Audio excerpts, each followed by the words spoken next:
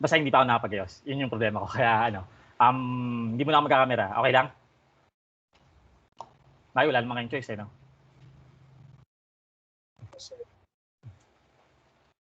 Okay. So, we'll try to pick up where we left off last time. If I can remember, we were talking about limits of sequences. Okay? Or we are talking about at what number would a sequence approach to as your n approaches infinity. Okay. Later on kasi importante ito because this concept is very important because this will establish also what we call convergence or divergence of series. Kasi papunta tayong series eh. So we start with sequences. And anyway, we'll define naman series as the sum of the terms of a sequence. Okay, so that's basically it. Okay.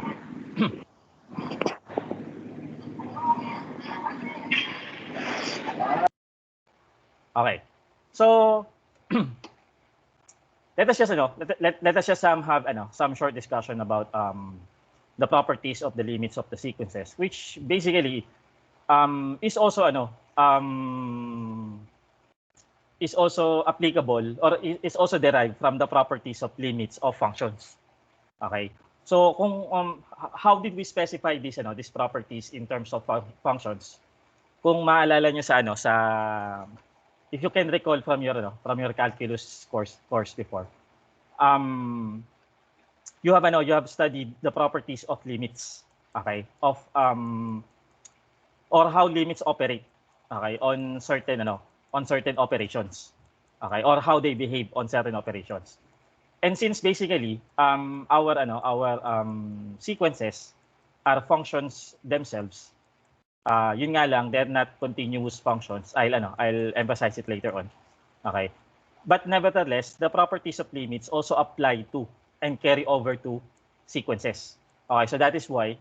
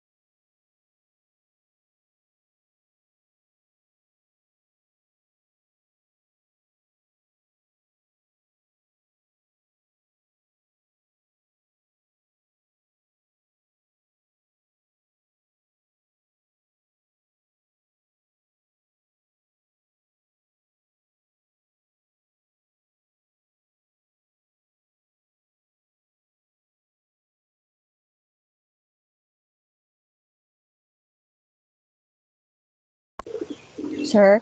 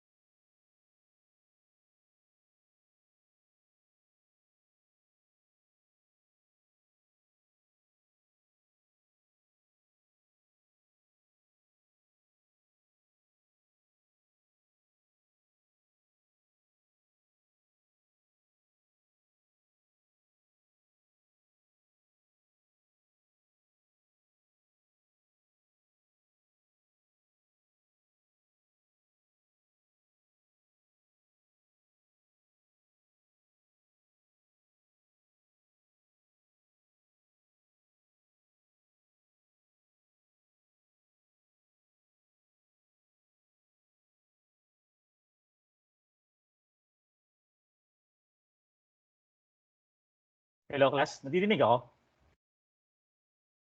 Opo, sir. Ayun. Ako yung na-disconnect. Hindi kayo yung nawala. Ako yung nawala. May something sa ano ko, sa connection ko. Okay.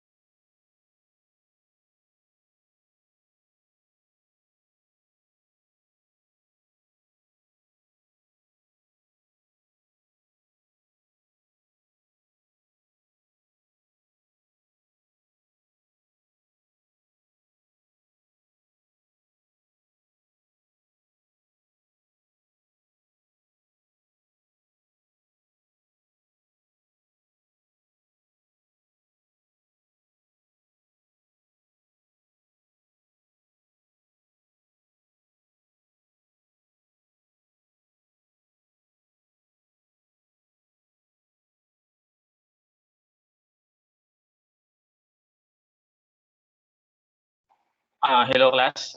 Dinig ako? Opo, sir. Ayun. Nag-phone muna ako. Sige, thank you. Nag-phone muna ako kasi medyo na-figure out ko na kung ano yung problema ng ano ko. Mukhang nagloloko yung tablet, yung ano ko, yung writing tablet ko. Kino-close siya yung pagka ginagamit ko siya, kino-close niya yung applications ko. Parang dumidiretso sa sa close button. So pagka-click ko, nako-close siya. Kaya ako lumalabas pala. Hindi pala internet yung problema. So sandali lang nag-restart lang ako ng PC. Okay. Sandali lang.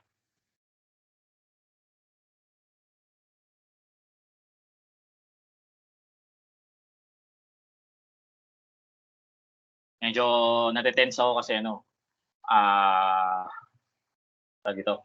May tinatapos kasi akong report na na ipe-present sana. So medyo preoccupied yung isip ko ng nung report na yun. Ayun. So anyway, have you seen your homework na already? Sagot kayo audio kayo sumagot kasi wala nasa phone lang ako. Opo, sir. So ano yun Yep. Ito plano natin. Actually yung the material is not yet done. May kulang pa yata akong 2 topics doon. Yung tatlo pala. 4.8, 4.9 tsaka 4.10. Okay. Pero later today, ako tomorrow morning matatapos ko 'yun. Okay. So again, likely we will not be able to finish all of those topics for today kasi nga we only have 2 hours of meeting. But and we will not have a meeting on we will not have a meeting on Friday because of the holiday. So what we will do is yun nga, whatever topics that I would not be able to finish for today will be provided with a recorded lecture. Okay. So it's likely that I will be able to post that lecture or those recorded lecture by either Thursday or Friday. Okay. Basta ito yung this is our target, no? This is our target. You'd be able to finish your homework until Tuesday. Homework 4 until this weekend. Matatapos you have until this weekend para matapos yung yung homework 4 ninyo. And then you'll have we'll proceed with topic 5 next week. So that that is the plan. Okay? So that pagkatapos nun, proceed na kasi tayo sa topic 6. Okay? So ayun. And just a reminder also 2 weeks from now, yung yung quiz number 2 natin, which would cover topics 4 and 5. So that includes homework number 4 and homework number 5. Okay? But on Tuesday before our quiz, bali February 23 yan, we'll start on the discussion of topic 6. Okay? So pero yung topic 6 will not be included in the in quiz number 2. Rather it will be included in quiz number 3. Okay? Is that clear? Opo, sir. Okay. So sige.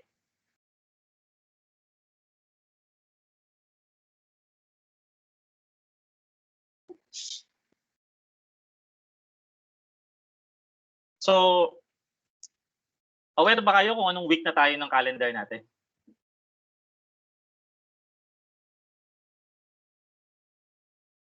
Do you know what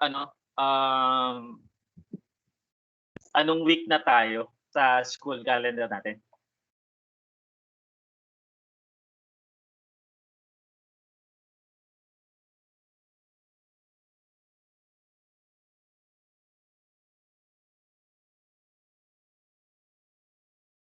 Wala nakakaalam Week 9 po. Ayun. We are on week 9 already. Okay. So wait lang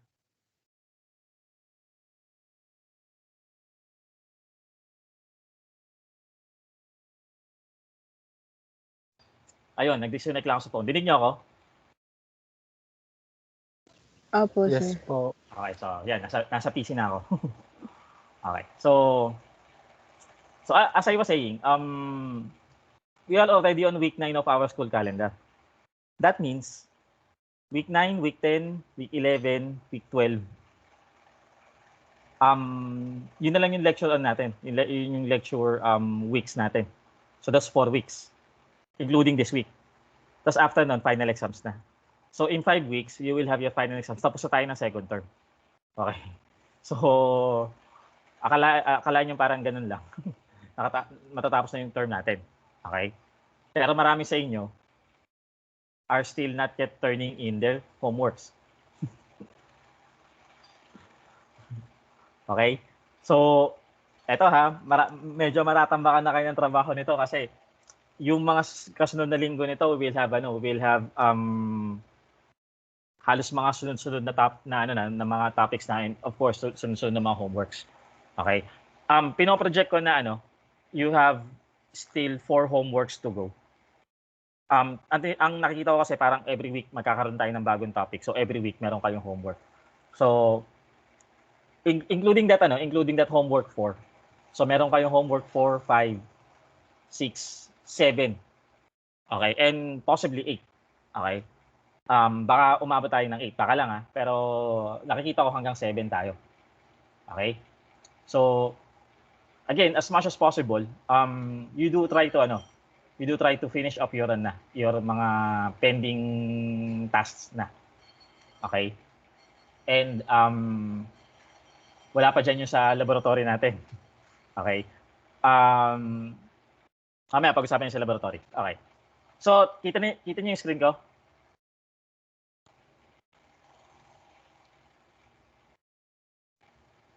Opo, sir.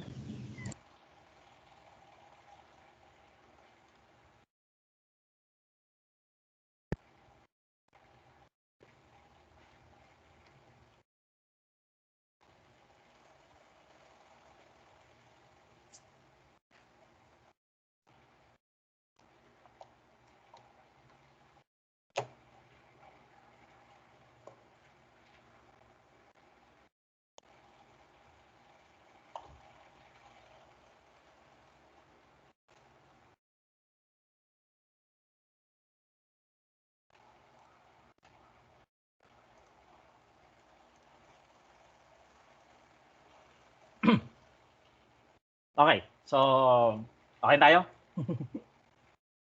Sabay ako lang pala may problema, no? Yung computer ko pala may problema. Okay. So, as I was saying earlier, the concept of limits of sequences is important for us to know since this is the concept which in which we will rely on to be able to determine later on if our series converges or diverges. So as a review lang a sequence, okay? This is according to theorem 1. Okay? A sequence AN, okay?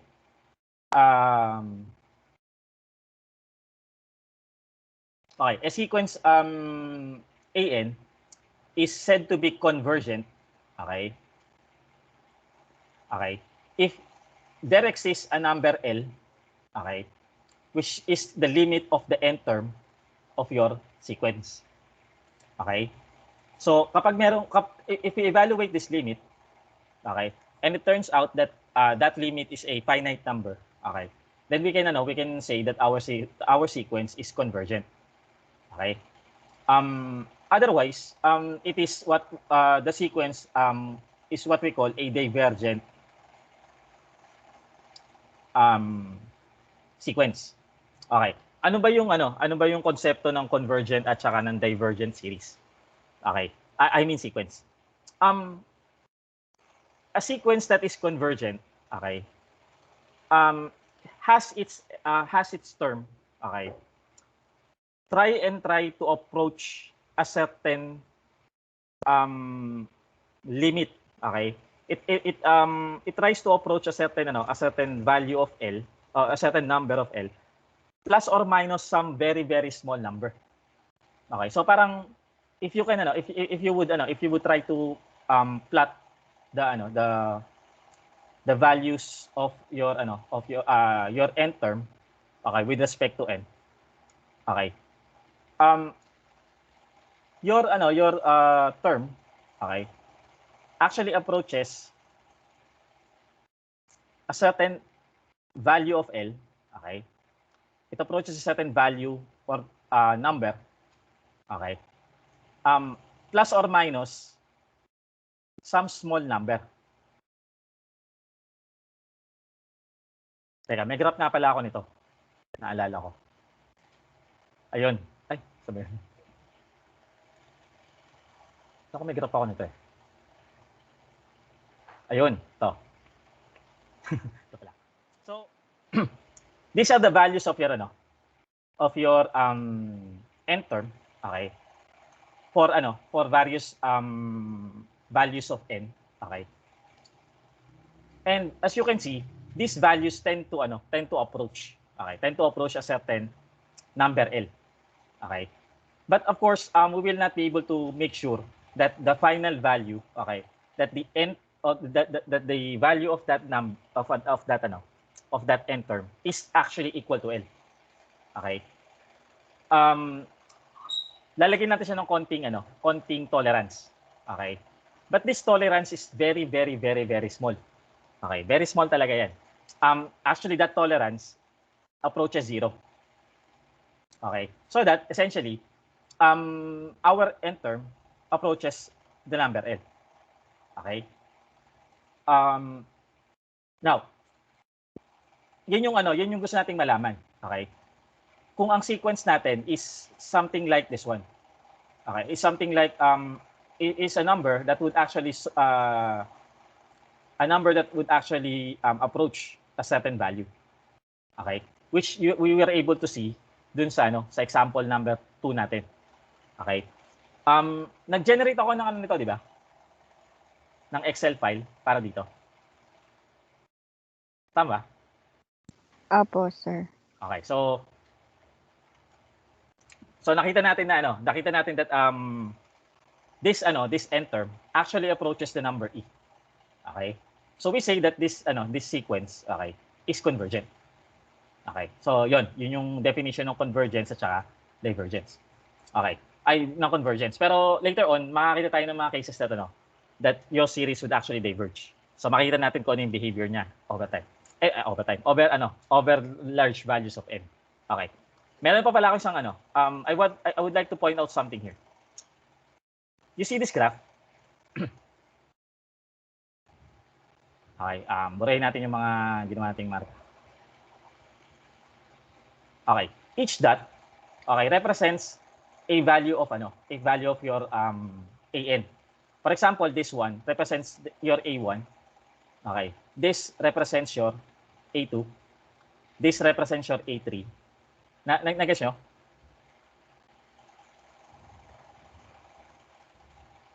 Okay.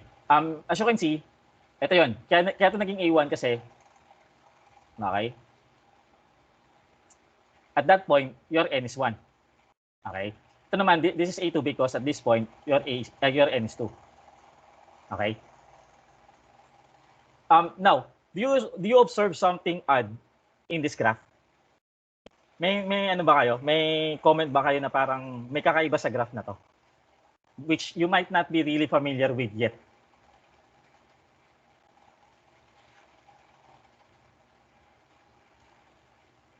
Anyone?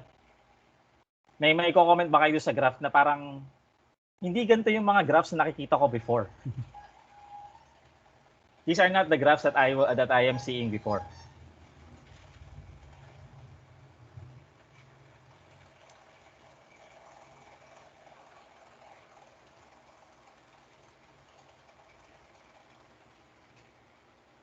Wala tayong comment? Mukha pong, sir, scatter plot po. Yeah.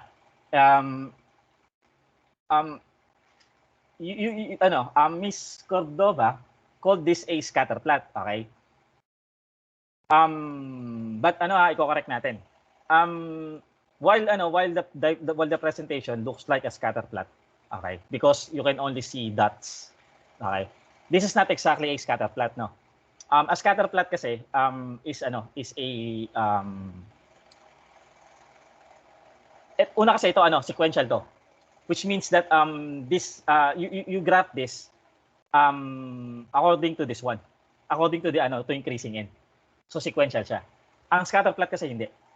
You just take in data points tapos plot mo lang siya. So that's a scatter plot. Okay, yun yung pinagkaiba nito tsaka yung Pero what Miss Cordova is observing is that probably hindi kayo sanay makita ng isang plot na hindi magkakadugtong yung data points. Right? Apo, sir. So that's the thing here. Your graph, okay, your graph here is not actually it's not actually typical graph wherein you connect the dots. No. You cannot actually connect the dots here. Okay? This graph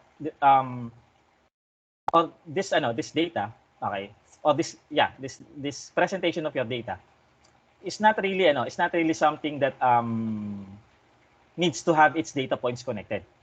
Okay? Why? Because as we have defined AN, okay, your AN is defined only for positive integers. Okay? Which means your AN has a value, okay, your AN has a value for positive integers.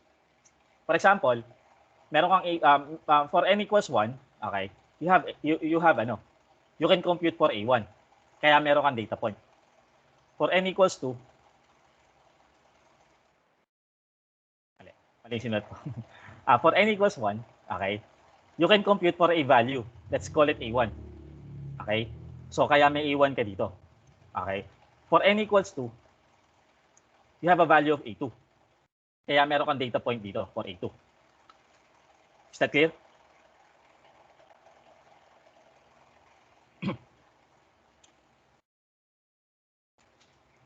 Okay.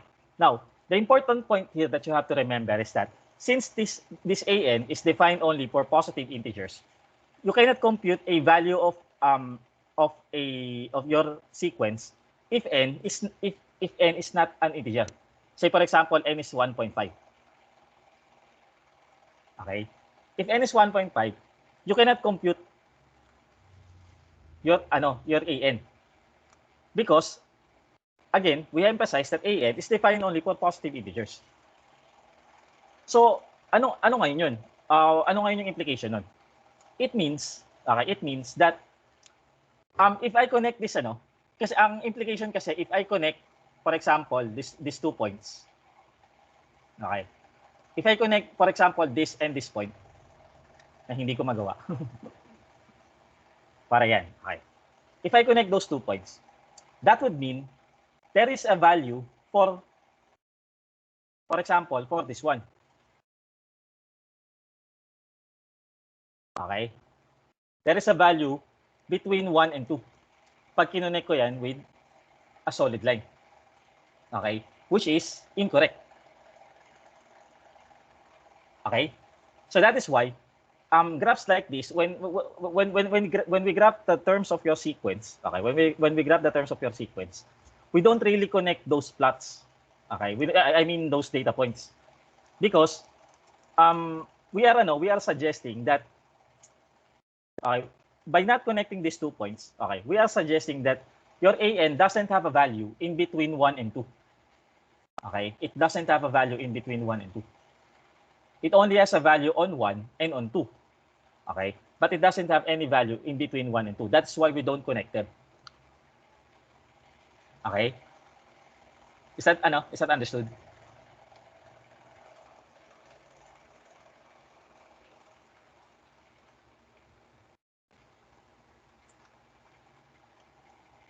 Teka, there are 13 of us here, no?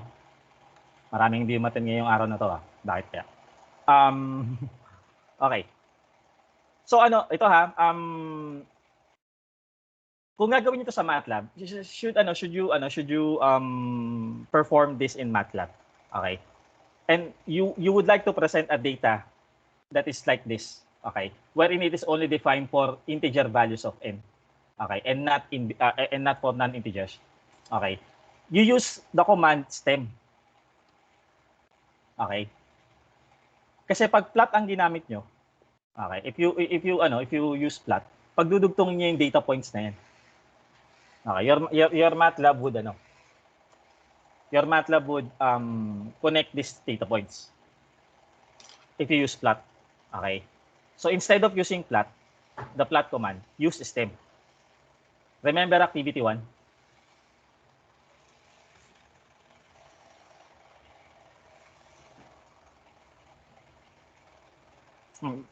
That i-relate ko lang siya doon para medyo maintindihan niyo yung konteksto. The problem kasi is the problem on your on the first part of your activity 1 talks about payment of loans. Okay. And you make your payments every month. Okay, you make your payments every month. For example, every first of the month. So January 1, February 1, March 1, April 1. Halimbawa ganun. Okay. Now, yung value ng B, which is the amount of loan that remains after a certain month, okay, is actually decreasing pag nagbayad ka. Okay? Pag nagbayad ka, tsaka lang siya mababawasan. Ngayon, since you are paying only once a month, then the value of B should only change once a month also. Kumbaga, kung nagbabayad ka ng every first of the month, at halimbawa, 10,000 yung loan mo nung una, no? Tapos sabihin na natin kasama interest. Okay, kasama interest. Yung next month na next month na nagbayad ka ng 1,000 for example. Which is February 1. Yun na yung doon lang babawas yung binayad mo doon sa utang mo. And anytime in between January 1 and February 1, hindi siya mababawasan. So, kung makikita niyo doon, when I plot nung plinat natin yung B, okay, in terms of n or as a function of n, I use stem. Kasi ang interpretation nun, babawas lang siya every month. Okay? Your loan would only be lessened after you make the payment. Dahil pag pinagdugtong nyo yun, okay, if you actually connect those 2 points, for example, ito yung amount ng loan ninyo nung una. Tapos ito yung amount niya pangalawa. Okay? Yung bawas kasi, mangyayari lang after mo magbayad.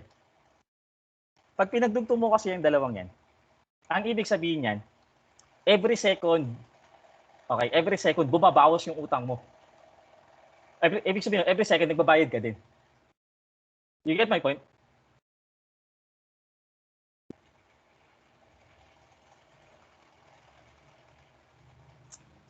So you don't so that we interpret the phenomenon of paying loans, okay? Which basically is a what we call a discrete process. Okay? Discrete process siya kasi hindi siya nangyayari ng tuloy-tuloy or ng continuous. It only happens every sometime. Okay? So, ganun din to. Okay? Ganun din tong sequence natin. Our sequence would only change its value, okay? When n changes. Okay? And your n is only defined for integer values. Or for positive integers pala, sorry. For positive integers. So therefore, we don't have to to interpret this correctly, we don't have to connect them. Okay? Is this clear?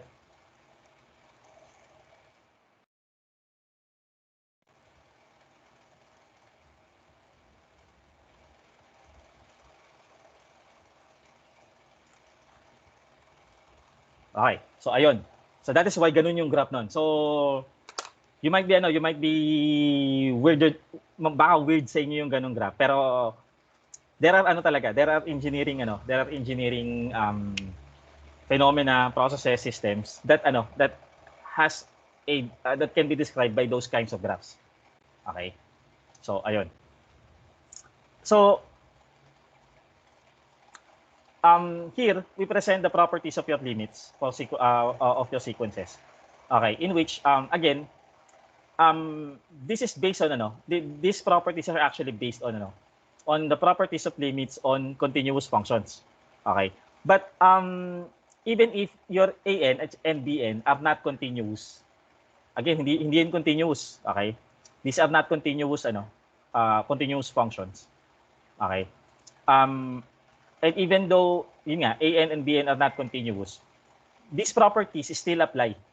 Okay, these properties still apply, carry over to these non-continuous functions.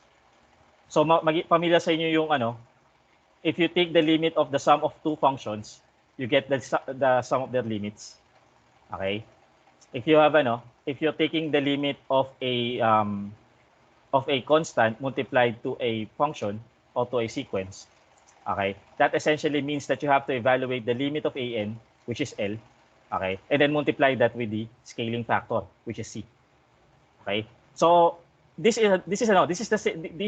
properties are the same properties that you have discussed dun sa sa calculus class ninyo. Okay, the limit of the product, okay, is the product of the limits. Okay, and the limit of the ratio is the ratio of the limits. Okay, provided that your sequence Bn is not zero. In your case, that's also zero. Okay, is this clear?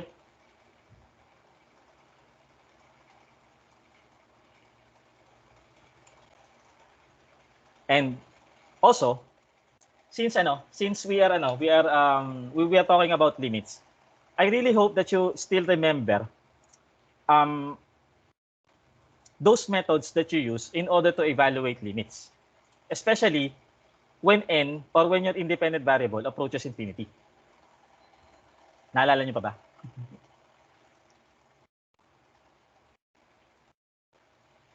Halimbawa ganito.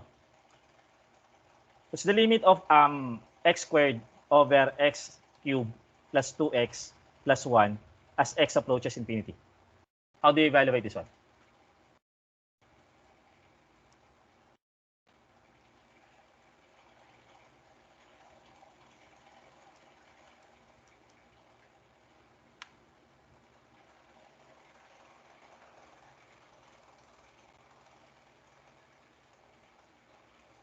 Wait lang, palitan natin Parang pangit ng example ko.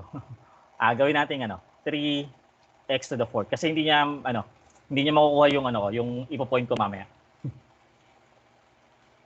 How do you evaluate something like this? Dagdagan pa natin, plus 2x squared. Yan.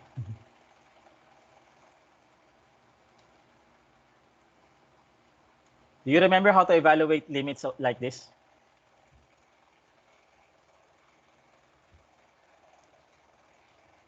Ito. How do you evaluate the limit of x squared plus 2x plus 1 when x approaches 1? How do you evaluate that? Mapalitan po yung x ng 1. Okay. So you start with that. So 1 squared plus 2x. 2 times 1 plus 1. So this is basically 4. Right? Is that correct? Okay. But how about ito kasi special case to How about when your independent variable approaches infinity? How do you do that? Ganito.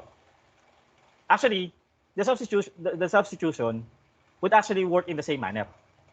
Okay? It would actually work in the same manner. It's just that what would happen here is that since this is an infinite number, and if you actually evaluate this when x is a very large number, it means that 3x to the 4th plus 2x squared is actually also a very large number. Okay? So parang, by the way, using the properties of limit, hindi, wag na pala. Sa ganito pala, hindi natin gagamitin yung properties of limit na. Okay, anyway, So again, as I was pointing out, kung gagawin nating infinite tong x ninyo tsaka x ito, then the numerator would become an infinite number. And as well as the denominator. Magiging infinite number din yan. Tama?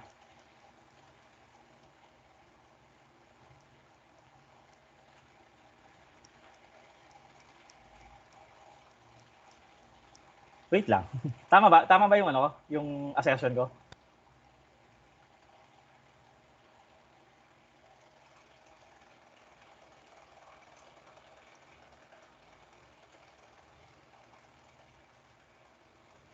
Okay, sige.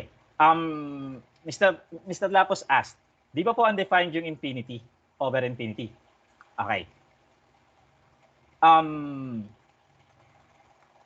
over 0 is undefined. Okay. 1 over 0 is undefined. This is not undefined. Ang tawag nyo dito, indeterminate. Indeterminate.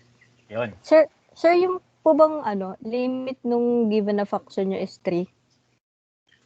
Yeah. Makukuha natin mamaya. Makukuha yan 3 as 3. Okay. So this is an indeterminate number. Okay? Iba yan sa undefined. An undefined number, okay? An undefined number is a number having a 0 denominator. Okay? A 0 denominator and a non-zero numerator. And basically, an undefined number, okay, is a number that actually approaches infinity. Okay? Although ang definition kasi ng pagiging undefined ng isang number actually depends on the number itself. For example, yung ln of -1, okay, is undefined. But this is undefined not because this is an infinite number, okay, but because this is a complex, the answer to this is a complex number. Okay? Kaya undefined siya. Ito naman, when you have 4 over 0, something like 4 over 0, that's undefined, okay, because that number actually approaches a very large value. And that large value we call infinite. Okay? So that's undefined. But a number like, or an expression such as infinity over infinity, dagdag nyo pa to, infinity minus infinity, 0 raised to 0. Okay, ano ba? 0 over 0. Yan. All of those are indeterminate forms. We call them indeterminate. Saan nyo inaral to? Itong mga to. Infinity over infinity, infinity minus infinity, 0 over 0, 0 raised to 0, 0 over 0. Saan nyo inaral itong mga forms na to? Anong course? Diffcal na po. Sa diffcal yan. Okay. Diyan yung pinag-aralan yan, yung indeterminate forms. Okay. Bakit daw siya indeterminate?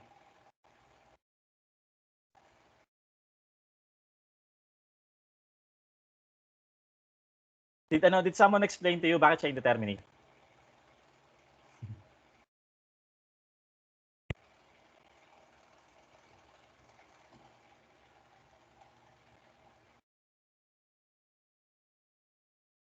Tignan nyo to Halimbawa yung case ng 0 over 0. Ano yung rule nyo kapag nag-divide kayo ng same number? Halimbawa 4 over 4. That becomes? 1 po. But can you say this, can you apply this same rule here? Parehong number yan. So Can parang I actually hindi say? Po ang value. Yeah. So parang, this is 0 over 0, okay? We cannot say that this is 1. Okay? Because yung numerator niya nga 0 eh. So bakit siya magkakaroon ng value kung wala siyang value to start with? Okay? And since the denominator is 0, can we actually say that this actually approaches a very large number? Hindi rin kasi 0 nga yung numerator. So paano siya mag-approach ng very large number? So yung ambiguity na to, yan yung nagde-define ng pagiging indeterminate niya. Did you get my point?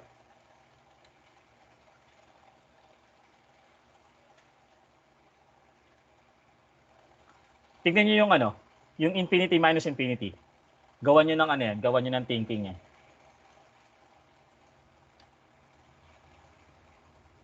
Infinity minus infinity.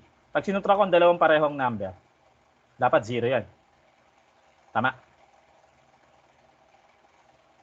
Pero to start with, an infinite number or two infinite numbers or two infinite numbers are not necessarily the same. So hindi natin alam kung pareho tong dalawan to. Kasi technically an infinite number is not a number. Infinity, this symbol is not a number. This is just a concept. This is just a concept of having a number or having a number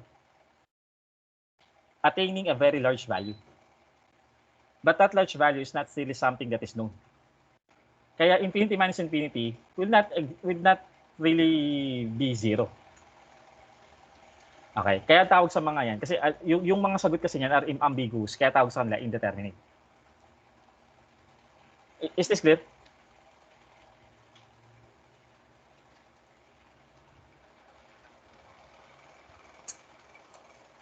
Okay.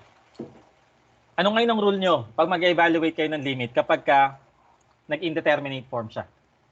Pag lumaglag siya sa isa sa mga indeterminate forms na yan. But most especially ito, kasi mas madalas dito tayo.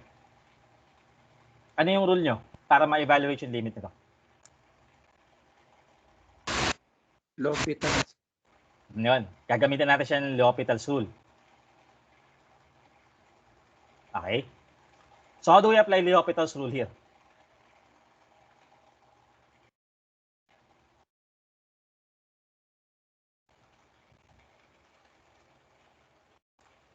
How do you apply L'Hopital's rule? Tama spelling ko ng L'Hopital's. Wala tong S, di ba? Tama po. Okay. May nag-i-spelling kasi niyan, L'Hospitals eh. Ayan, alam ko hindi yan eh. Ito yun. Okay, how do you apply L'Hopital's rule here? Derive po yung equation ng numerator at denominator. Okay. Ito ha, just to correct ha. Sorry kung medyo sensitive ako sa mga ganito sa mga terms. Gusto ko kasi tama yung mga ginagamit yung term. Ang verb form ng halimbawa ganito. Yung operation na to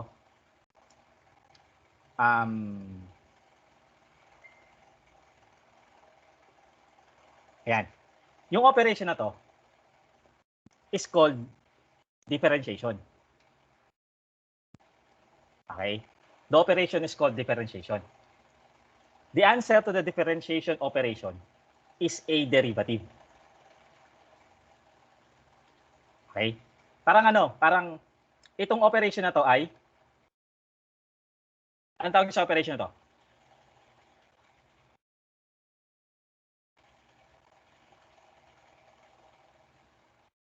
Wala. A plus B, anong operation yan? Addition po, sir. Addition. Anong sagot niyan? Sum po. Ayun. Sum. Ganun din to. Ito, yan ay differentiation operation. Ang sagot nun, derivative. Ngayon, common mistake to ng mga students. Ginagawa nilang parang gito. You take the derivative of. Take the derivative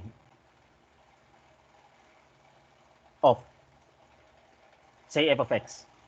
Paano nyo na to? Paano nyo sinasabi to sa isang word?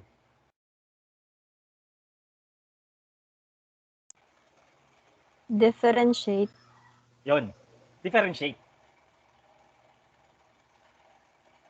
Yan yung action word para sa operation ng differentiation. Okay? Hindi derive, You don't use derive as an action word to mean get the derivative or take the derivative. Okay? Ano lang, i-correct lang natin yan. Total baka mga first time nyo ring Pero kasi, kapag kasi hindi natin na-correct yan, later on, matatagalan nyo yan eh. So, i-correct ko na siya ngayon. Take the derivative of is differentiate, not derive. Okay? Iba yung connotation ng derive. Okay, parang addition, sum. Ano yung action word nito? Parang take the sum of. Or get Add the sum of. Add. Yun. Ito yung action niya. Ito yung action word niya. So add A and B. Dito, okay, if you want to get the derivative of f of x, you say differentiate, not derive. Okay? Is that clear?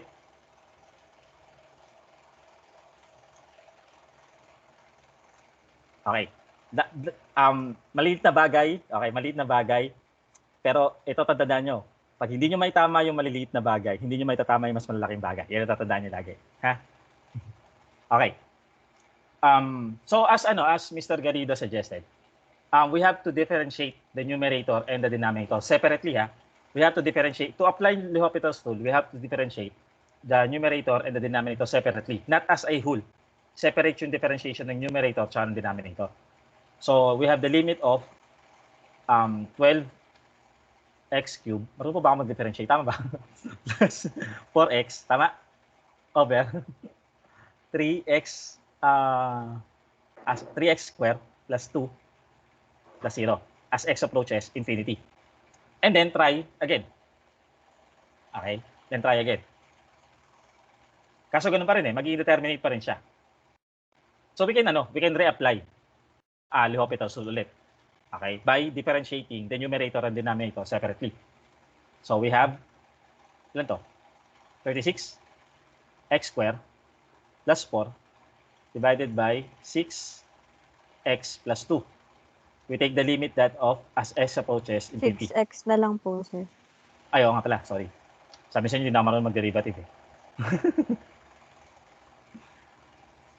Sorry. Pero ganun pa rin, di ba? If I still substitute x infinite here, then I'll still have infinity over infinity, which is still indeterminate. So again, you reapply L'Hopital's rule. You repeatedly apply L'Hopital's rule over and over again until such time na hindi na siya indeterminate form. Once sinubstitute nyo yung infinity dun sa variable niyo. So this is 72 x divided by 6. Tama ba? Parang may something dun sa ano natin.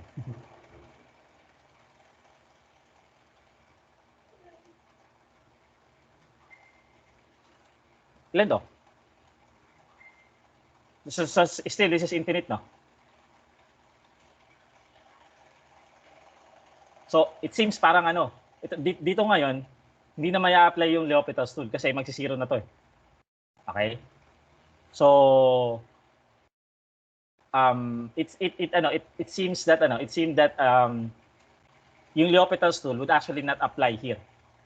It actually applies here, and here, but not here. Kasi magiging iba na yung indeterminate form niya.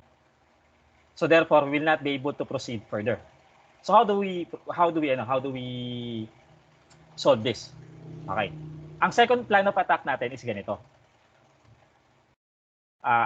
Limit of 3x to the fourth plus 2x squared divided by x cubed plus 2x plus 1 as x approaches infinity. Okay. At actually ito yung mas madaling approach kaysa sa L'Hopital's rule. I actually rarely use L'Hopital's rule. Depende na lang kung sobrang komplikado talaga nung mga expressions. And my method would not work. Actually, this is not my method. This is a method I also learned from the book. Okay. But we start with the idea that the limit of 1 over x as x approaches infinity is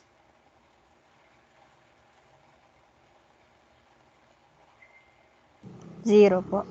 Yeah. Pag nag-divide ka na, pag kinuha mo yung reciprocal ng napakalaking number, ang reciprocal nun, 0. O malapit sa 0. Okay? If you actually take the limit of a number, of a number that is very large in the denominator, okay, it becomes 0.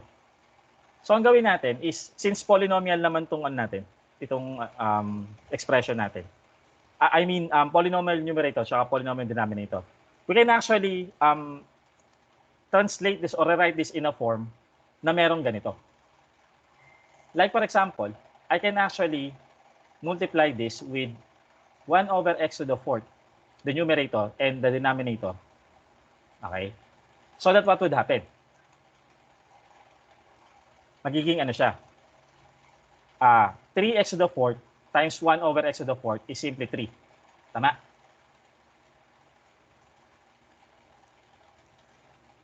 Tama? Plus 2x squared divided by x to the fourth is 2x squared. 2 over x squared. Tama? Okay, and continuing, this becomes 1 over x plus 2 over x cubed plus 1 over x to the fourth. Okay? So, ayan. Mali pala tayo yung sagot kanina, Miss Cordova. X to the fourth nga pala ito. Okay. So, ano mangyayari ngayon? We apply then the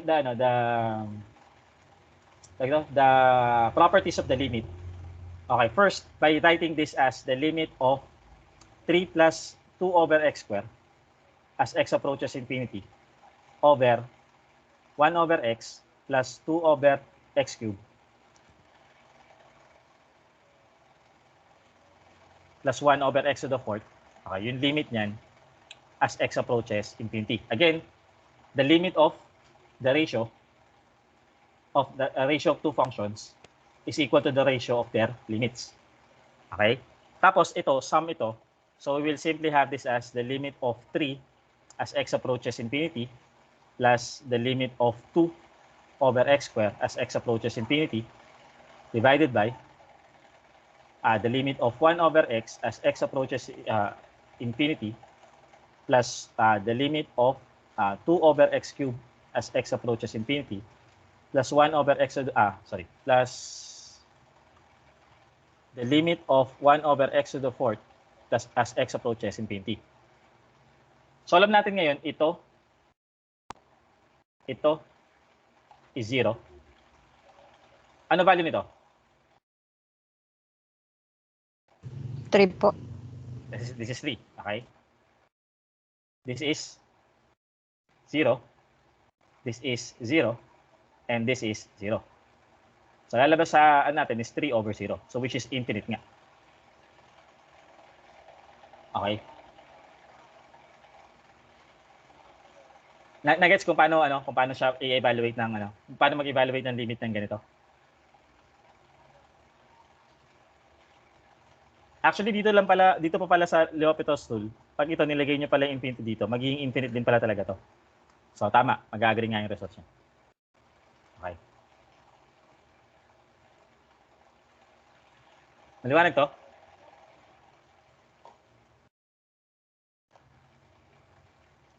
Now, ito yung third method of evaluating limits. Tinuruan ba kayo kung paano yung numerical method nito?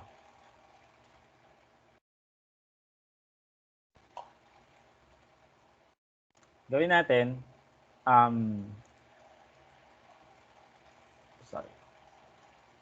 3x to the fourth plus ano yan?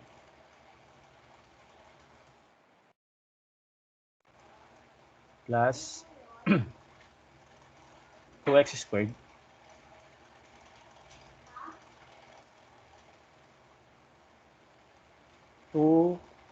x squared divided by x cubed plus 2x squared plus 1. So i-evaluate natin ito as itong function na to as x approaches infinity So press natin calc, tapos paano yung infinity? Lagyan natin siya ng napakalaking number kasi yun naman yung Okay? So 999, so yan 99999. Malaking number na yan. So, parang yan lang i-consider natin as infinity. So, kung ano yung evaluate niyan, which is a very large number indeed, here. So, it means that the limit of this is indeed infinity. Maliwanag?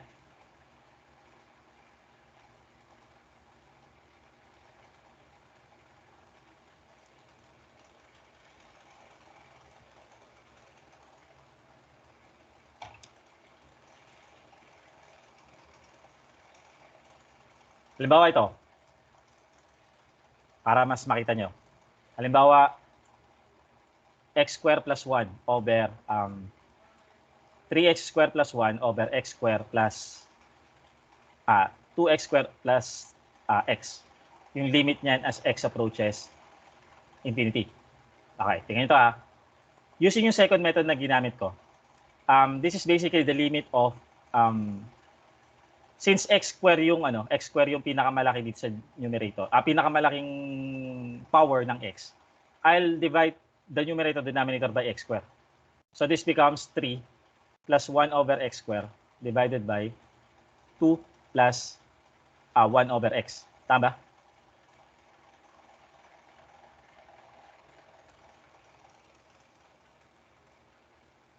Divide nyo ng x square itong numerator, divide nyo ng x square yung denominator. So ito yung lalabas, no? Ngayon, pag in-evaluate nyo yung limit niyan, yung limit nito, saka yung limit nito, 0. So ano may iwan? 3/2. So yun yung limit natin. Okay? Maliwanag?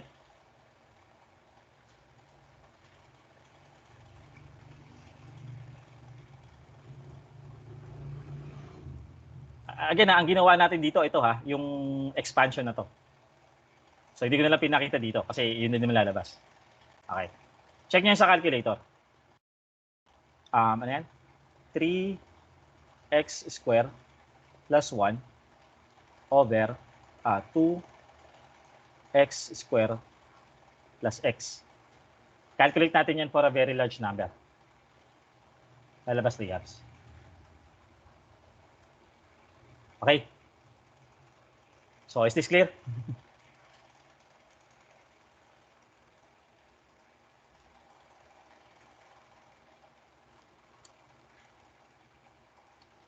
So, baka yung iba sa inyo alam na tong way na to before, itong calculator way na to. Ni-recall ko lang. Okay. So, again, we can use that method in most of the time that we will have to evaluate limits kasi naman mahirapan kayo maggaganto-ganto pa, di ba? Okay. Although kung sasanayin niyo rin kasi yung sasanayin niyo rin kasi yung sarili niyo, if you are able to practice well, okay? Yung mga ganito, dapat kita niyo na kagad yung limit niyan eh. Okay. So with the practice, yung iba niyan, maano niyo kagad. Ma-decipher niyo na kagad kung yung limit. Okay? So tingnan natin yung example 3. Okay. So, nag-review tayo bigla ng limits, no? Okay. So, example 3 actually, tries to determine the limits of a sequence. Okay. So, in this case, we have 3 plus negative 1 raised to n, which, when we expand, pag in-expand natin yung sequence na to, gives us alternating terms 2 and 4. 2, 4, 2, 4, 2, 4. Okay. So, obviously, the terms would not approach a certain value. Okay. It would not approach a certain value. Hindi natin kailangan i-operate pa to. It doesn't we really don't have to operate on that. Okay. For one thing, okay, the limit of negative 1 raised to n as n approaches infinity, it does not exist. Okay. The limit of negative 1 raised to n as n approaches infinity does not exist. Bakit? Ito kasing number na to. Okay? Yung value niyan depends on the value of n, whether it is odd or even. So, if n is odd, yung negative 1 raised to n is negative 1. Tama?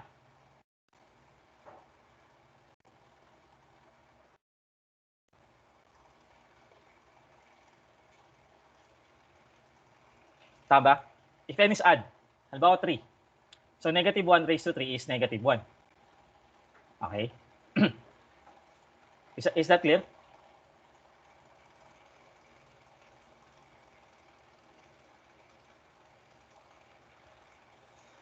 So, ayun. Pero if n is even, yung negative 1 raised to n is actually a positive number. Positive 1. Bawa, negative 1 raised to 20. So, positive 1 siya. So, the problem here is that since n approaches infinity, we don't know whether n is odd or even. Okay? Whether n would end up as odd or even. So, therefore, the limit of this one would not exist. Okay? So, hindi nyo na kailangang i-evaluate pa yan dito. Okay, so, in any case, pag in-evaluate nyo naman yan, that becomes the limit of 3 as n approaches infinity plus the limit of negative 1 raised to n as n approaches infinity, in which this actually approaches infinity. Does not exist pala to. Hindi siya infinity, does not exist siya. Okay? So, therefore, we say that this kind of sequence diverges. Okay? It doesn't have a definite value to approach to. Kaya magda-diverge siya. Kahit na kasi baka ang unang impression nyo rin ng diverging sequence is lumalayo yung mga values sa isa't isa. That's actually a very good view of what divergence means.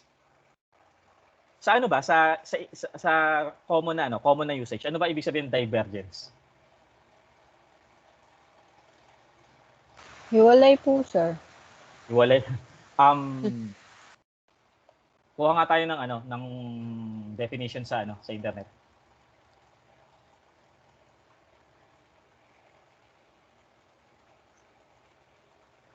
Divergent kasi minsan parang each has its own path away from each other. Okay? So parang divergence.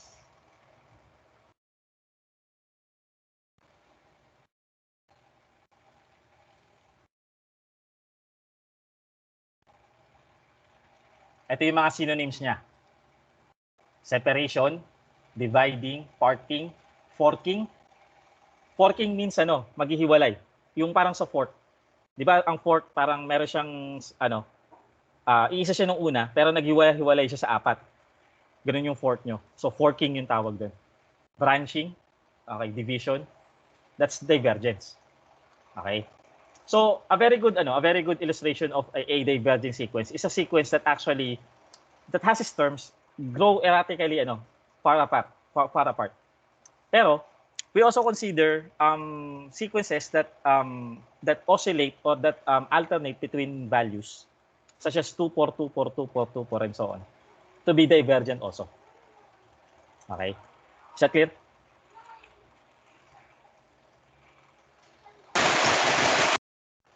Maliwanag ba yan? Yung divergence? Okay, how about this one? So let us try to evaluate the limit of this one. Okay, so ito na siya. The limit of n over 1 minus 2n is basically negative 1/2. Okay? So negative 1/2 yung magiging niya. Again, ito naman yung process. So dinivide natin ng n, both the numerator and the denominator. Di na ako nag-L'Hopital's rule dito, ha? Okay, so ayun. So makikita natin na this is 1 over n minus 2. So ito magiging 0 to. Okay? So therefore, the limit becomes 1 over 0 minus 2 or negative 1/2. Okay? Now what does this mean? Kung ang limit ng nth term ng sequence niyo is negative 1/2. It means that as your n increases, your sequence paunti-unti papuntang negative 1/2. Okay? Pwede natin subukan yan dito. We can illustrate that idea using Excel.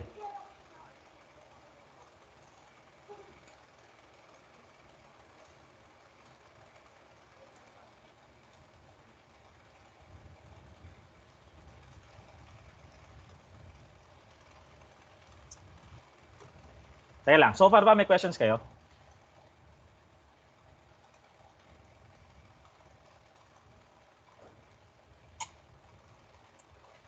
Are we, am I clear ba? Is everything clear ba sa inyo?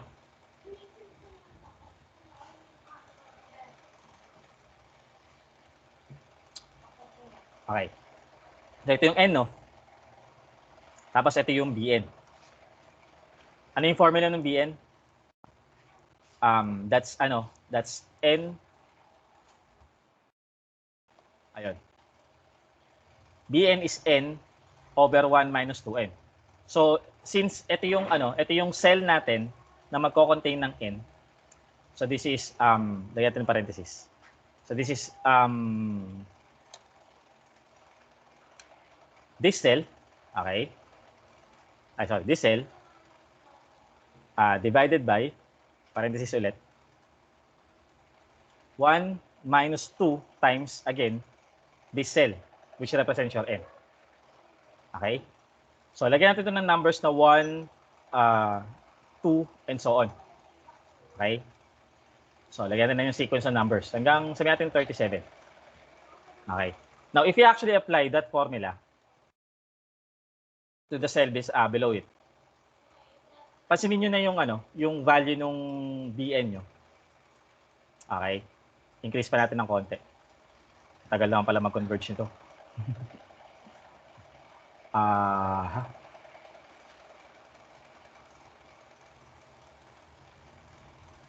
Pansinin niyo yung ang bagal ng convergence. Pansinin niyo yung number. Papunta siya ng negative 0.5. Kaya lang sabi ko nga, binabanggit ko dito, ang bagal ng convergence niya. Sa later on, maintindihan niyo yung gusto kong sabihin, mabagal yung convergence. Okay? So, pero as you can see, as we increase n, okay, your Bn, your n term, is inching closer and closer to negative 0.5. Mabagal man, paunti-unti man, pero it's inching closer and closer. So yun yung konsepto ng limit na to. That is what this limit means. Okay? Is this clear?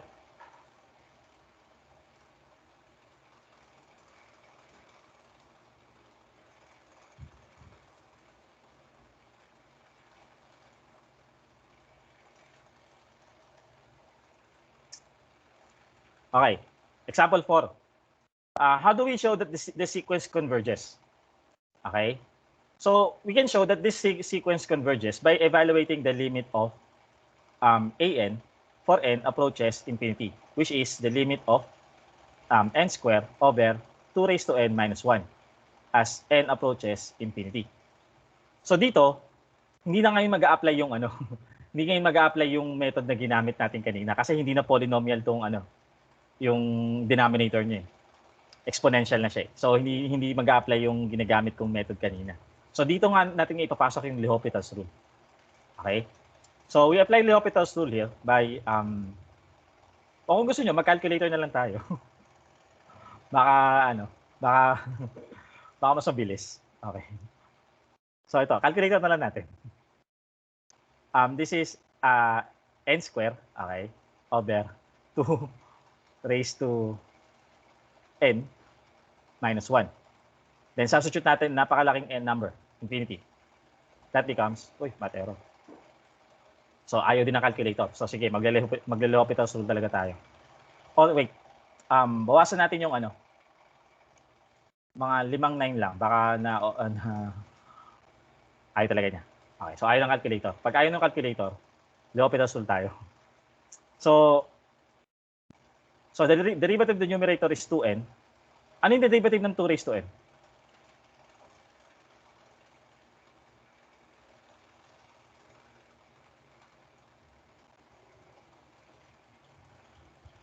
How do we get the derivative of 2 raised to n?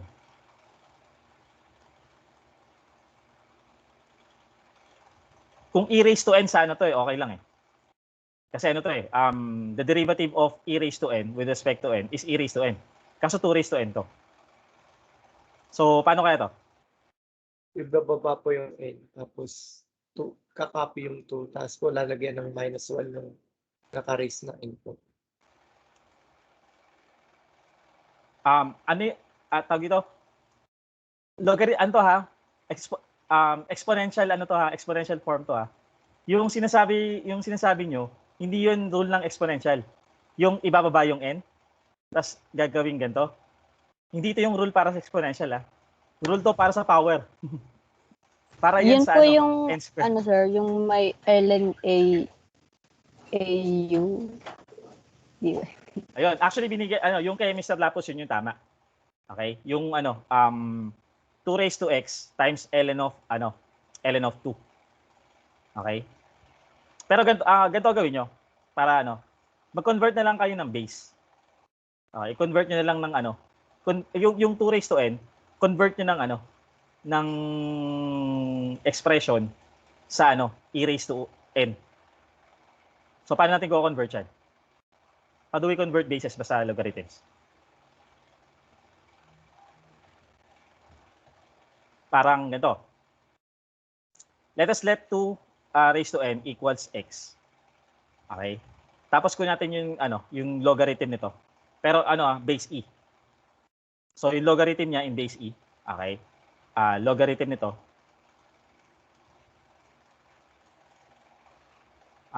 Logarithm nito in base e. Logarithm ng x in base e. So this becomes, your left side becomes n times ln of 2 equals natural logarithm of x. Okay? Then we'll perform yung exponential nito. Yung exponential para makuha matanggal natin ng ln eh. So we would like to raise this to e. Okay? So yung e raised to n ln of 2, okay, is equal to e raised to n times e raised to ln of 2. And that is essentially your e raised to ln of x. Saan equal yung e raised to ln of x?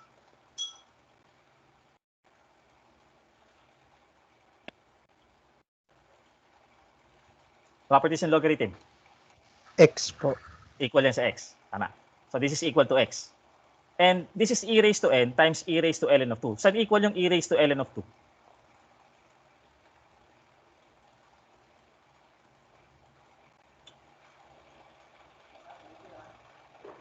Ito po. 2 po. So equal yan sa 2. Parang mali ako.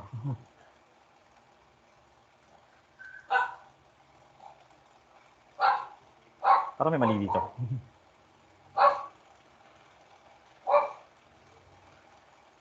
Hindi. Parang mali dito. Yung pong e raised to n ln ng 2. This is ln of 2.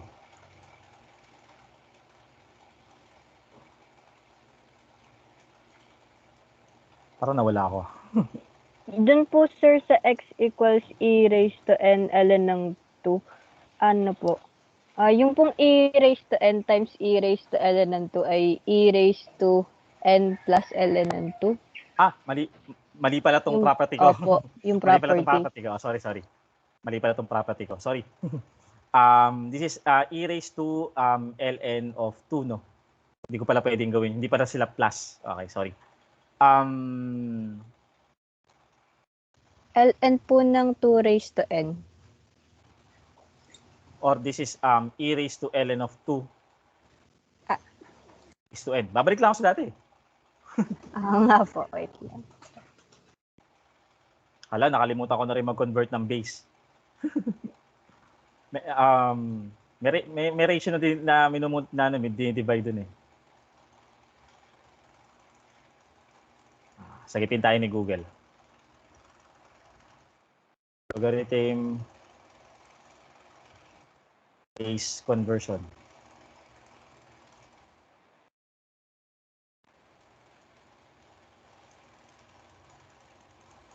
Change of base formula. Ayan. Log of b of log of x to the base b is log of d to the base x. Log of x to the base d over log of b to the base d. Okay. In this yung formula is log of x to the base b equals log of b, log of x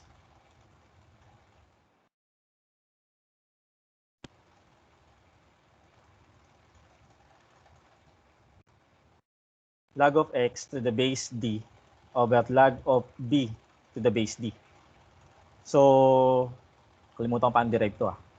Dito, yung base natin, yung original base natin is base 2.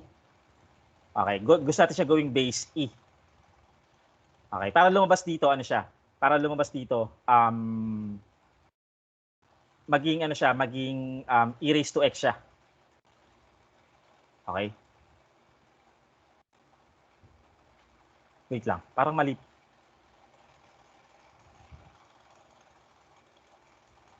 Ay, napinangalan natin yung derivative ng ano. De-derive ko sana eh.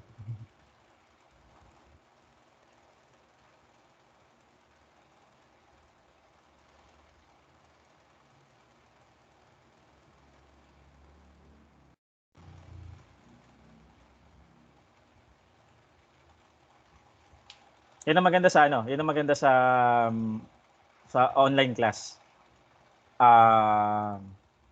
Pagka hindi nyo alam yung isang bagay, pwede kayong makapag-search. So, asa na yun?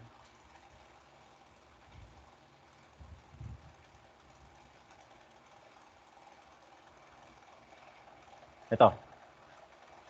Ay. Ayun. O, tama nga si Mr. Lapus. Pero alam ko paano direct to eh. Anyway, so sige. Then, 2 raised to x, ang kulit ko yun. 2 raised to n, 2 raised to n, ln of 2. Okay? Minus, wala na. So, this is 0. As n approaches infinity. Now, infinite pa rin to. Okay, this is still infinite. Okay? Infinity over infinity pa rin to. Okay? So, we again apply L'Hopital's rule ulit. So, this is the limit of, again, kung natin yung derivative ng numerator, this is 2. And then, the derivative ng denominator is what? Parang ulitin natin yung proseso nito. So, this becomes 2 raised to n times ln square of 2 as your n approaches infinity. Okay? Now, this time, since you're in this limit, okay, in this limit, it seems that your denominator here would actually grow very large. Okay? Kasi yung 2 raised to n becomes very large. Okay, when n approaches infinity.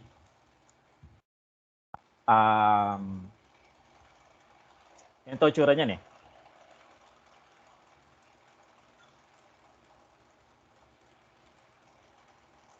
F of x equals 2 raised to n. 2 raised to x. Okay? Pero again, dinedemo ko lang yung behavior ng 2 raised to x. Okay? Which essentially is the same behavior of 2 raised to n. Yun nga lang, ano lang to, discrete or hindi siya continuous. Okay? So we see that your 2 raised to n becomes very large as your n approaches infinity. Okay? So which means, okay, here, if this denominator grows very large, what happens to your limit? Lumalaki ng lumalaki yung denominator niya. So what happens to this ratio?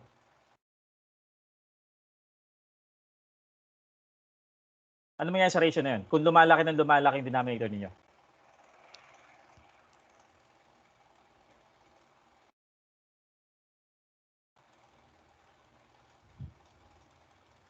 Teka, baka kayo ng calculator to. 2 over 2 raised to x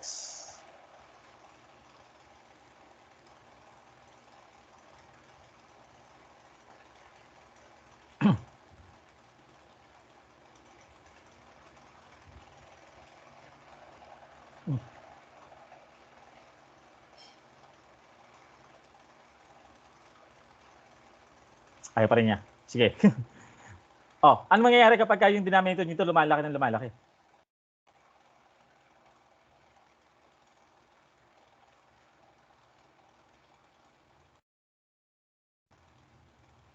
Anyone?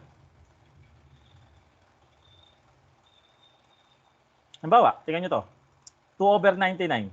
2 over 999. 2 over 9999. 2 over 99999. Ano masasabi nyo sa number na to? Sa value niya?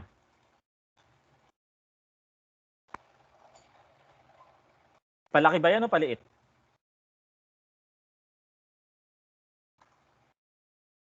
Paliit po.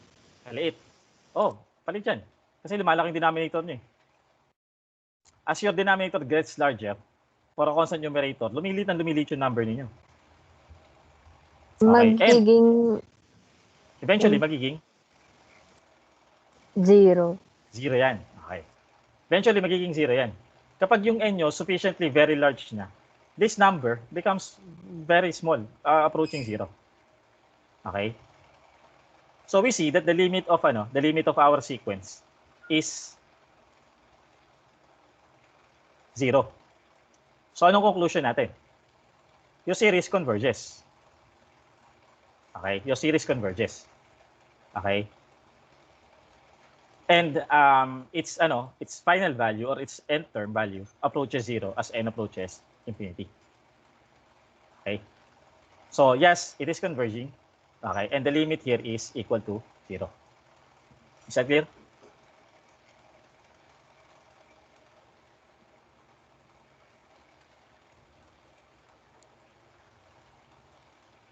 Now, so we have already defined what is factorial. Okay, and you need to be very careful with how you evaluate factorials. Okay? So for example, magkaiba ito dito. Okay? So paano sila naging magkaiba? Okay. So ayun. 2 times n factorial is this one.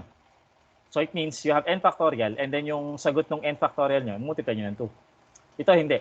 Ang i-ano nyo is yung 2n factorial. Okay? So, paano nagpo-progress tong 2n factorial na to? Okay?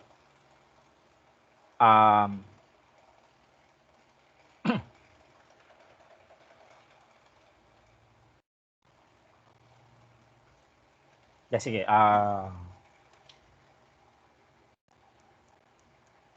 Kasi supposedly, ang 2n factorial should be interpreted as 2n, okay, times 2n minus 1 times 2n minus 2 hanggang makarating kayo ng 3 times 2 times 1. So dapat ganyan yung pinaka-definition ng 2n factorial. And you also have to learn how to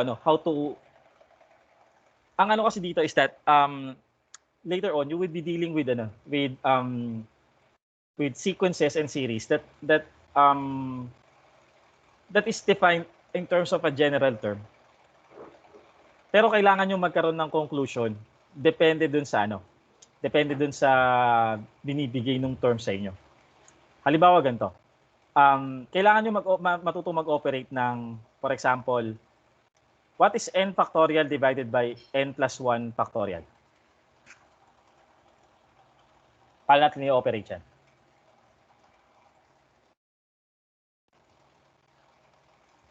So, ganito. Tandaan nyo na yung n factorial, okay, is n times n minus 1 times n minus 2. Okay, until 3 times 2 times 1. Yan yung n factorial, no? Tama?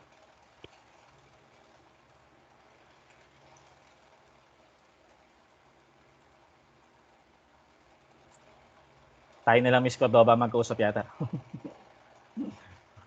Okay. While yung n plus 1 factorial is defined as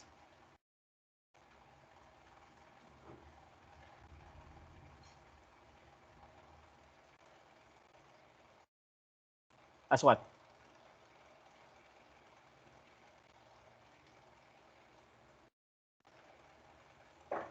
N plus 1 quantity N plus 1 times N, N times, N minus 1.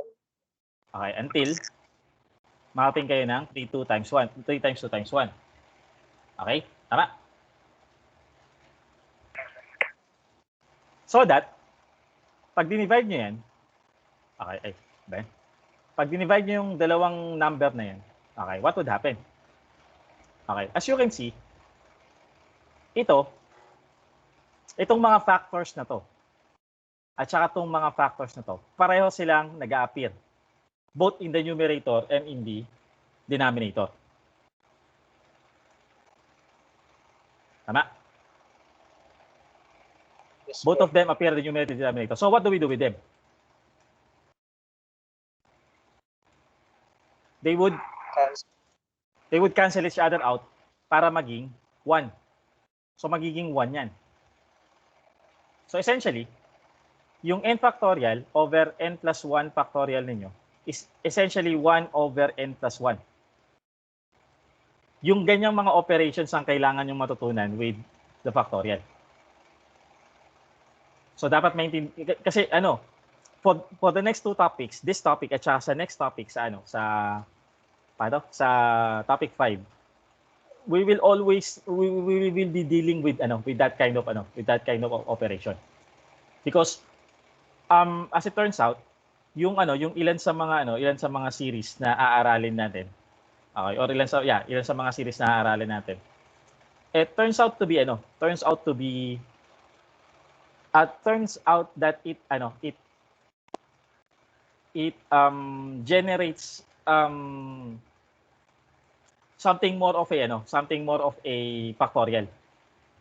Halimbawa, meron kayong x raised to n. Kunin niyo yung first derivative niyan. Ano lalabas?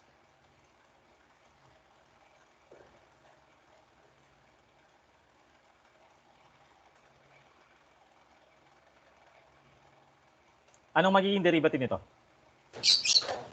N times x raised to n minus 1 po. Yan. Ngayon, kunin natin yung second derivative niya. Ang lalabas niyan.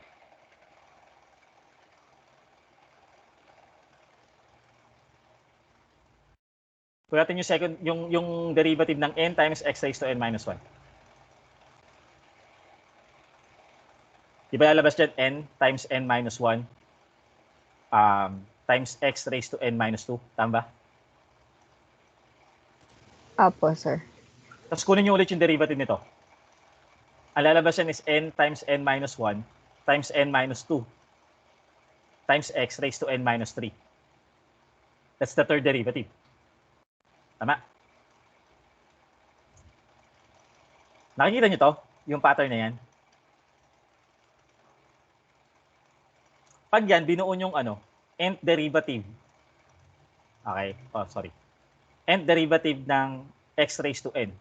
Okay? Pag kinuha nyo yung nth derivative ng x raised to n, it's actually n factorial. Okay? Times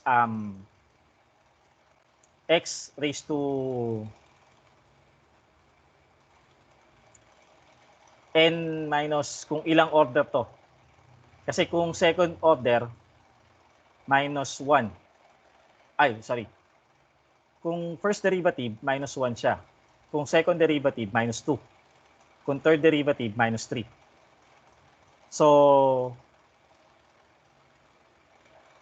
eventually, magiging rin pala to. Magiging x raised to 0. Hindi, ito. That's n minus n. Ibahin natin tong yung n dito. Sorry. Dapat pala hindi dapat parehong n yun. Gawin natin siyang uppercase n. Yan. Kasi wala namang kinalaman yung dalawang yun sa isa't isa. Yan. So lalabas dyan, it's if we are taking the second derivative, your uppercase n is 2. Okay? So lalabas ngayon, n minus 2 yan. Okay? Na appreciate niyo tong magiging formula na to?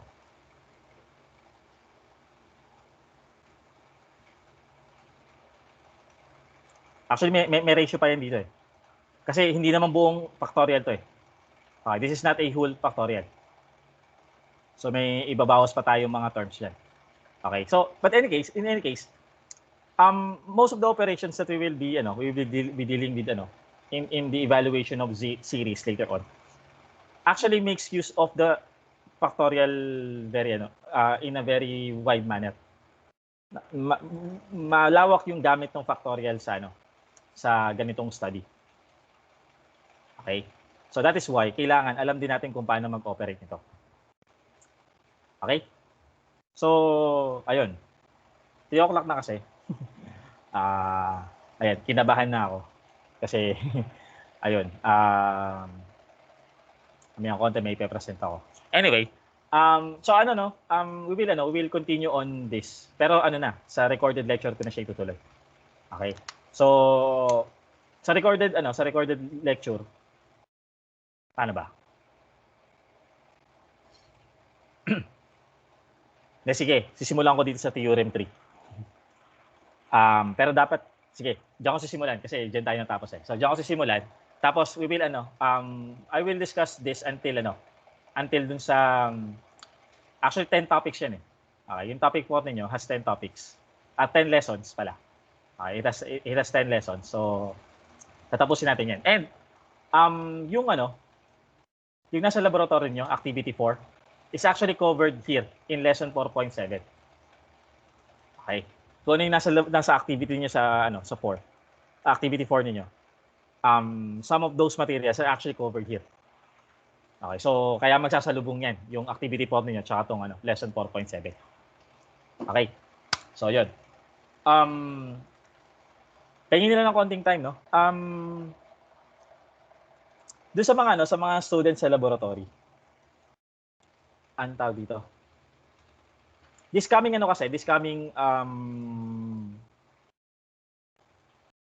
Thursday, okay. Magdi-discuss sana tayo ng lesson natin. Kaya lang I understand na. Tapos mag-a-assign kasi ako at ang i-assign kong activity 3. So but from what I am seeing so far, parang yung iba sa inyo, naglalaro pa lang sa activity 0 at activity 1.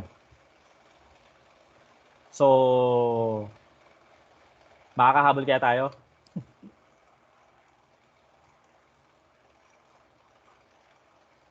Kaya ba natin humabol?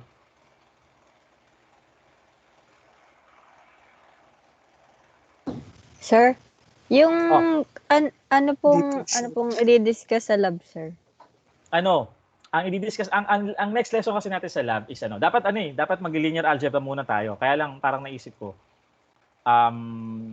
para merong immediate use kasi yung pinag-aralan natin sa activity 3 at activity 4. I-set ko yung activity 5, 6 at saka 7 sa solving numerical methods to solve for roots of nonlinear equations.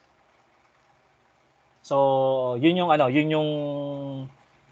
magiging natin, coverage ng activities 5, 6 at saka 7. Bali numerical methods to solve the roots of nonlinear equations. Yun yung i-discuss natin. Why? Bakit niyo naitanong?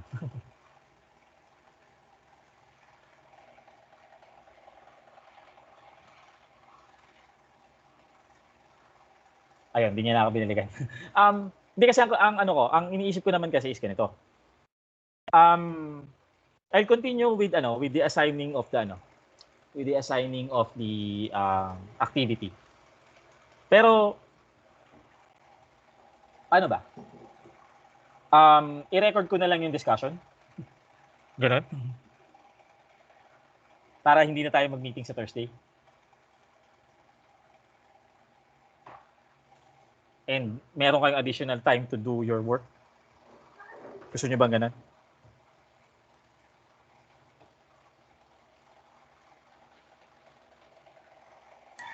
Pwede rin po, sir. Yung iba? Pwede rin. Okay. Pero yung iba, anong masasabi ng iba? Okay lang naman po, sir. Okay lang. O, sige. Kasi malamang nga hanggang linear algebra na lang yung aabutin ng lesson natin eh. So, pagkatapos ng 3 activities na yun, baka meron pa kayong sumunod na 2 activities after to. Kailan ipapasa yung magiging activity sa Thursday? Since, ano pala to? Iba pala to. Check natin yung calendar nyo.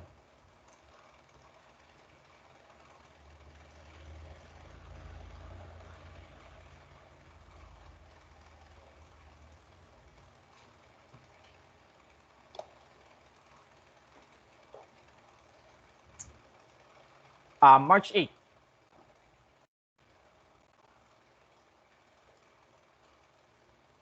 Pero kasama sa papasa sa March 8 yung yung activities pagkatapos pa ng 3 activities sa Thursday. Which iniisip ko baka 2 o 3 activities pa yun. So malamang meron kayong 6 activities na ipasa by March 8. And that's a hard due date. So ibig sabihin yun talaga yung final na na pasahan. So what do you think?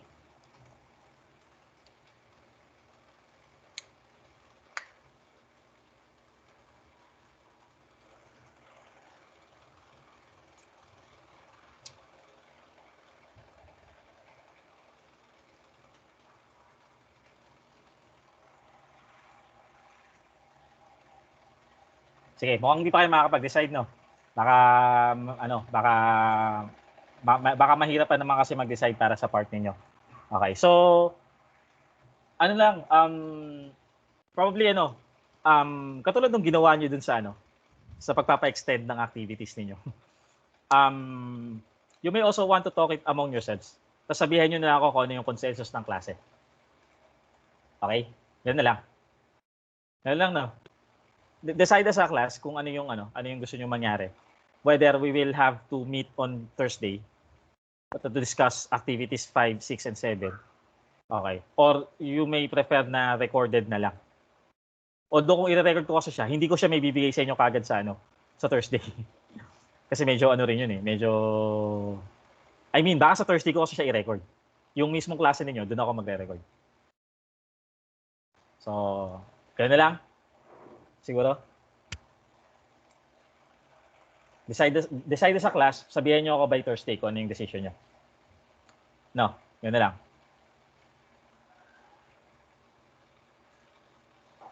Okay po. Sige. So that ends our meeting today. 7 minutes na ako overtime.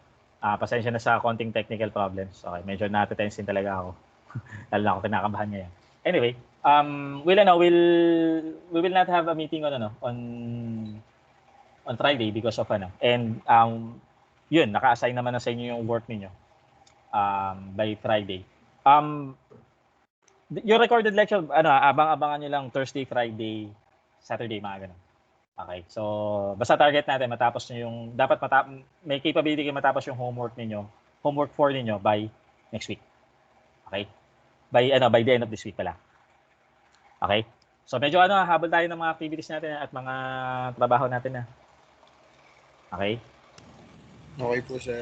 Apo, sir. Pag may problema, sabi lang. Kapag meron kayong mga concerns or meron kayong mga questions, mag-message lang kayo. Matutulungan ko naman kayo sa Pagka may tutulong ako, whether it's about the subject or kaya baka meron kayong mga concerns na iba pa. Tingnan natin kung magagawa natin ng paraan. Okay?